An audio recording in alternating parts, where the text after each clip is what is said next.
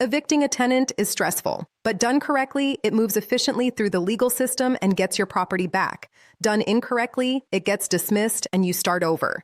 Here's the process every landlord needs to know. Step 1, you must have a legal ground. Non-payment of rent, material lease violation, illegal activity, end of lease term, or proper termination of a month-to-month tenancy. You cannot evict without a valid legal reason. Step 2, serve the correct written notice. The type and length depend on the ground and your state. Non-payment typically requires a 3 to 14-day pay or quit notice. Lease violations use a cure or quit notice.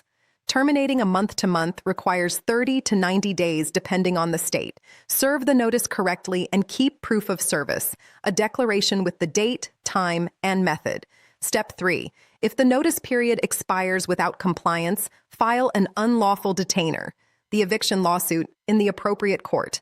File it the day after the notice expires. Name every adult occupant. Step 4, the tenant is formally served with the summons and complaint. They have a limited window to respond, typically 3 to 10 days. Step 5, the hearing. Bring the signed lease, the notice, proof of service, payment records, and any supporting evidence. Hearings are usually 15 to 30 minutes. Step 6, if you win, obtain a judgment for possession and a writ of possession.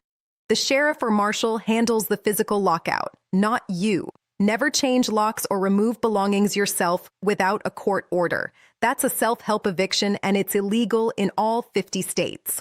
The most common reasons evictions get dismissed: serving the wrong notice amount, counting days incorrectly, filing before the notice fully expires, or missing occupants from the complaint.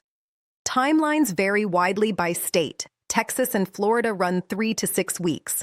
California and New York can run 2 to 6 months. The best eviction is the one you never have to do. Tenant screening backgroundcheck.com. Credit, criminal, eviction history, and identity verification in 24 hours or less.